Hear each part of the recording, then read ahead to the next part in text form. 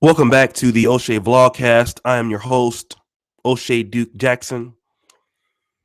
Still bringing you greetings from the wonderful city of Budapest, Hungary. I will be out today with my phone. I finally got it to work, so I will go live in the city center at some point.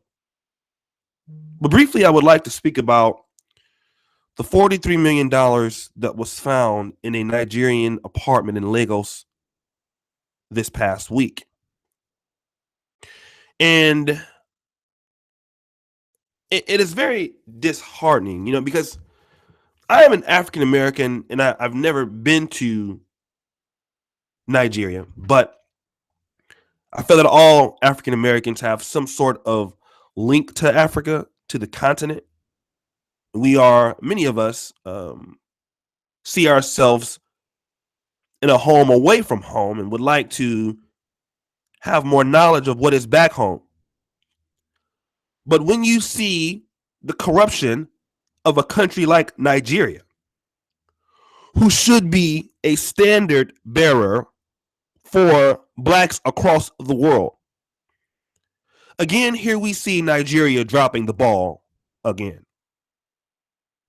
Now, before I go into this particular segment, I will be doing a video or a series of videos called Biafra is Rising. You want to check that out. I'll be talking about the struggle of the Biafrans to get their independence from Africa or from Nigeria. And we'll go into that into great detail. But I want to compare Nigeria to Botswana. I have to. Because Nigeria got all of the benefits of the British, literally. The British came and set up shop everywhere in the country, for the most part. They even built factories in the north. They definitely developed the southeast region. The Nigerians really were the benefactors of everything great that the British had to offer. The British preferred Nigeria over all the other continents. Nigeria was bigger than Australia, New Zealand, and Britain combined. Nigeria was the breadbasket of Africa, and it still is. But when you look at once Nigeria declared independence and their former currency, which wasn't the Naira, their money was actually worth more than the US dollar at one point. Their currency was worth more than the US dollar. Let's look at the country of Botswana as it is, or what it was when it first came out of colonialism. Botswana was the poorest country in the world. The exact extreme poverty. Now, Botswana didn't benefit from the British, even though it was owned by the British, but it was a small landlocked country. Nobody took it serious. But if you look at one of the best growing economies in Africa, it is not Nigeria.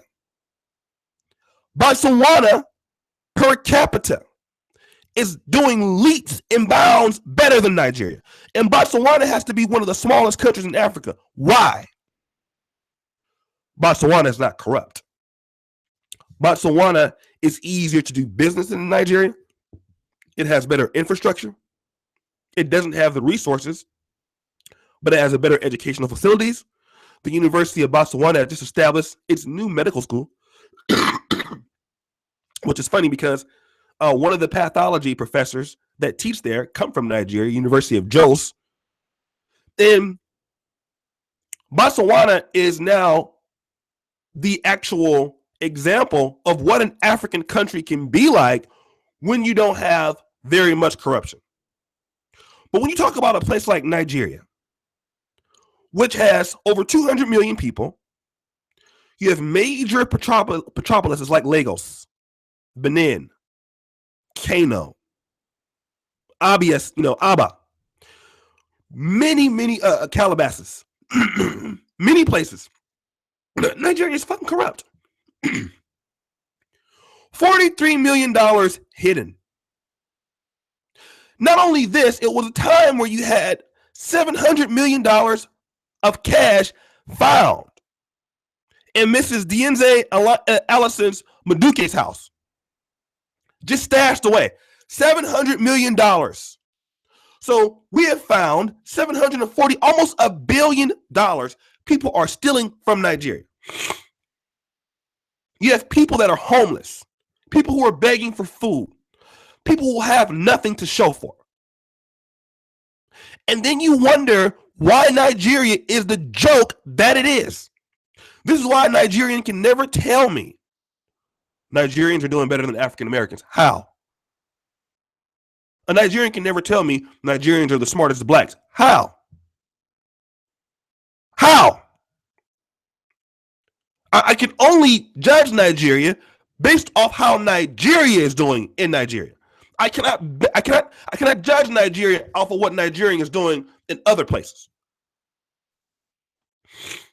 I cannot judge Nigeria off of what the Igbos are doing in America, or what the Igbos are doing in Britain, or what the Yorubas are doing in Australia. I can't judge that. That's not Nigeria. I'm judging Nigeria from what the country does to its own inhabitants. And right now, what Nigeria shows me is it doesn't care about its people. And Nigerians don't like to hear that. And this is a reason why Biafra is rising.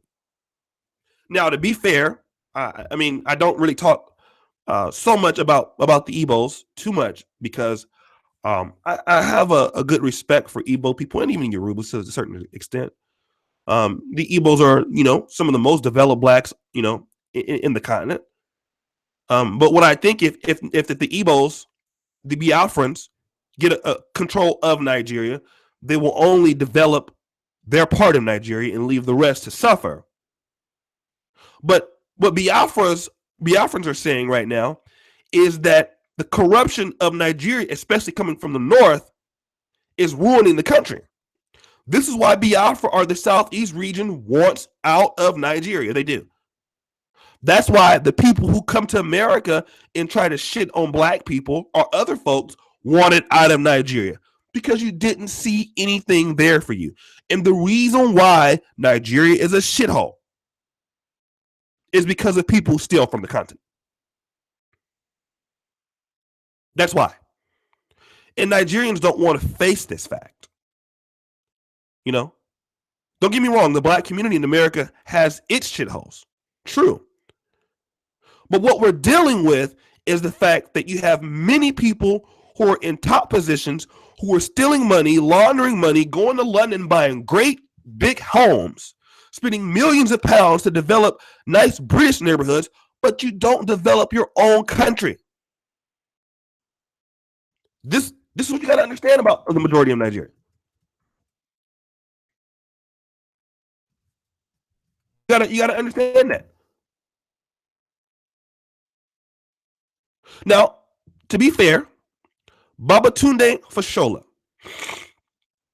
who is the governor of Lagos, I feel he needs to be the president of Nigeria. He's done an excellent job. An excellent job. Babatunde is doing the Lord's work in Lagos. He's one of the best governors in any country, in any state, period. The man's a genius. You see, you need more Nigerians like this who are actually concerned about the country. You see, the Nigerians who come over to America or who go to London, they're not really, I don't think, so concerned about Nigeria as a whole. I think what those Nigerians want to do is to invest in Nigeria and then live their lives lavishly somewhere else, whether in London, whether in California, and just be able to stunt and say, I have this, I have that. And if you look at Nigerians, they're very individualistic people.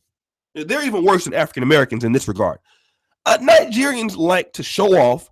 They like big money, and they don't care. It's a very big narcissistic complex. They don't give a fuck about anybody but themselves. They're very individualistic people. They like to have big money to show, I have this. You don't have this. And this is exactly why you see these people stealing $700 million at one time, $43 million at one time. It's like when you even get into politics in Nigeria, your own family will urge you to steal. If you don't steal, something's wrong with you. I mean, talk about Sani Abacha, talk about Obasanjo, the president you have now, Buhari. All of these guys steal. And how long can a group of people continue to steal from their people? Why do you need to steal $43 million? Why do you need to steal $700 million? from a group of people, and I think the majority of Nigerian people are good people. They want to work. They want to have nice things. They want to develop. But once again, those people who are able to help their people don't. That is why Nigeria looks like it does, and that is why Botswana is looking a lot better than Nigeria. That's why Botswana has better facilities, they have better electricity, they have better everything with not even as many resources. This is why Nigerians are fleeing to Botswana. That's why you can get more money in Botswana as a doctor or a dentist than you can in Lagos. Which Nigeria should be a world power. I know you guys don't like it when I talk about that. I know you don't. But the truth is the fact that Nigerians are suffering because of corruption.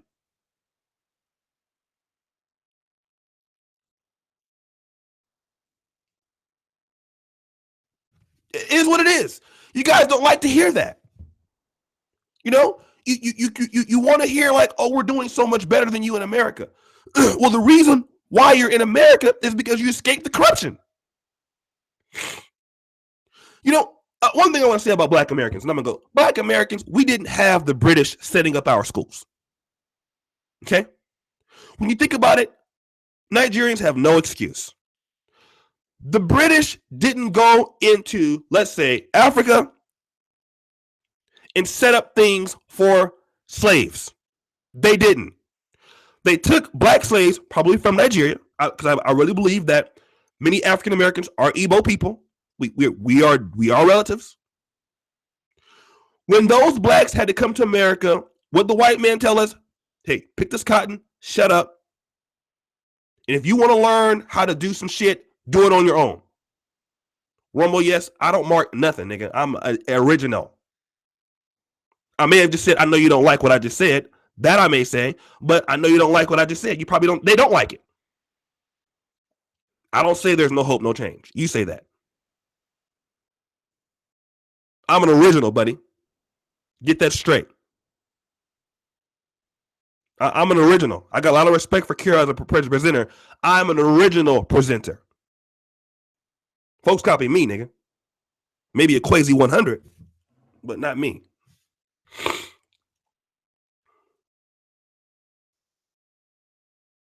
Now, what we want to get back to is that Blacks, we had to build our own stuff. We didn't have anybody setting up an infrastructure for us. You know, it wasn't customary for African Americans to learn how to read. If you learned how to read as a Black person in those times, you were killed. We didn't have the luxury of knowing our own tongue. The Yoruba language, the Igbo language, the Hausa language. When the British came over to Nigeria, you could keep that language. We couldn't keep ours. We had to learn broken English. This is why you cannot compare African Americans and Nigeria. You have to listen to this. When Blacks came to America, they had to start their universities and colleges in churches, basements, schools. Where the white man said, build it your fucking self. And oh yeah, you can't go to white schools. You can't even learn how to read the Bible. So Black people, African Americans, had to develop many times on their own. Now, when Nigerians were being developed by the British, and the Igbo people, who are very similar to the Indians that came to Uganda, you were benefited by the British. The British built your infrastructure, your education, all of that. Now, you were able to learn British English, and you were able to learn and keep your languages, keep your customs. How do you see, or how can you explain that with keeping your customs, keeping your language, and now being able to build hospitals, you know, you should be the most advanced Blacks in the world. You should be far advanced as a country than African American people because you had a head start.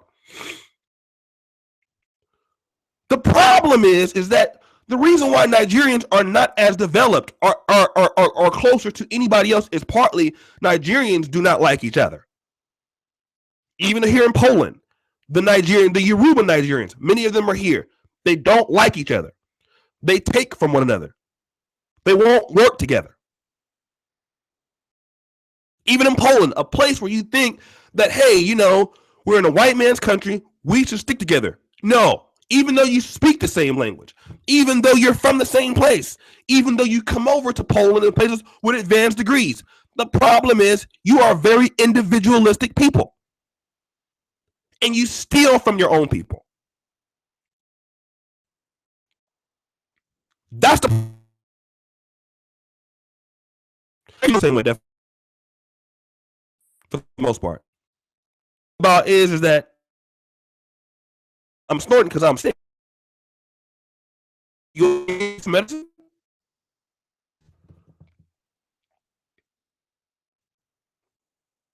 So that's the problem. The problem is the Nigerian should be, with the resources that Nigeria has, you have the best fertile land in Africa. You have the most resources, oil, all things. You have fertile land. I mean, all of these things you. Nigeria is being beat by Botswana. Sad, it is. And Nigerians cannot blame anybody but themselves.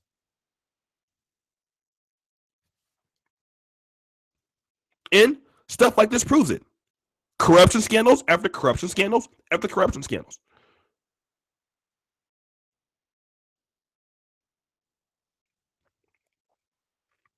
And I think the people who want to do right now, they don't deserve this. They don't. And then, like Guzman says, a lot of Nigerians, what you're doing is you're taking money from your country and then you're buying properties in Britain. You're buying homes in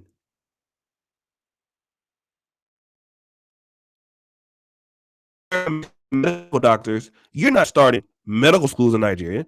You're not starting hospitals. These things are not happening. One of the best hospitals operated in Lagos is owned by Indian people.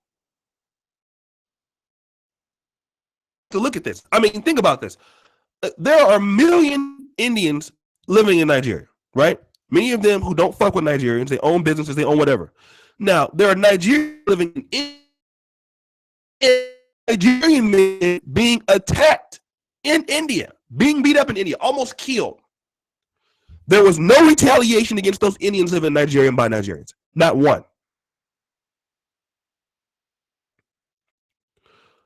Nigerians in India are being beat up, almost killed. Some are being killed.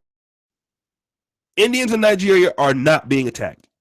And I mean, you just can't say that if there was the opposite way, right? There are Indians being beat up in Nigeria. Let's say, for example, would Indians allow Nigerians in India not to be beat up? Absolutely. It's true. And what you got to understand is that, Nigeria is a very individualistic society. The Yorubas don't see themselves as the same as the Igbos or Hausa's people. And, the Igbos see themselves distinct. But even if you have Biafra, which I'm going to argue that Biafra could still be developed as its own part of Nigeria, in many places not, because of corruption. Nigeria needs to be the best country in the world. It could be. Easily. Their resources, their intelligence, with the people that they have, could be the best country in the world. Easily. It could be a world power. But you cannot keep being a world power if you're stealing $700 million, the petroleum person. You're stealing $43 million. I mean, they're finding money like this all the time. And the country needs infrastructure. It does. Now, I said the guy, Babatunde in Lagos, doing a great job. What about Benin? What about Abia State? What about Anambra State? You know, what about other places? What about, you know, Kano? What about, well, the North is really destroying Nigeria. It has historically. And I'm going to do a whole video on that. But Nigeria deserves to have better infrastructure, and you cannot keep losing to places like Botswana. You just can't. It's pathetic. It's like having an all-star team, you know, and you lose to a group of middle schoolers. That's what Nigeria looks like right now. You're losing to a group. Botswana is running circles around you. Why? No corruption.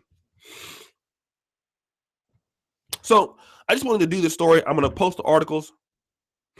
Guys, if you can, like the video, get the likes up here. And I'll be on a little bit later on today. Get the likes up on the video. I appreciate you guys. Shout out to people in the chat. Moses Guzman, what's up, man? Rumble, yes, and I've heard this. I haven't been. I'm gonna actually go to Lagos, but I have several writers from Nigeria who writes from for me from Lagos. Yes, the North should be written off. The North definitely is a disease. Excuse me, guys. I'm sick as fuck. But that's what my video tonight, Biafra is Rising, will talk about. I think really that the whole country of Nigeria would do better with, you know, either the Yorubas or the Igbos running the country. I think what you're going to get is a bunch of civil wars, because the North is not going to let that happen. The North is the most powerful, and the North will get the most support of Nigeria from, you know, the states. If the Igbos take over Nigeria, what the French and the British are going to do, they're just going to fund the North. You know, the North is, you know, highly uneducated. You know, the North is highly behind the techniques and times. So that's what I think a lot of people want.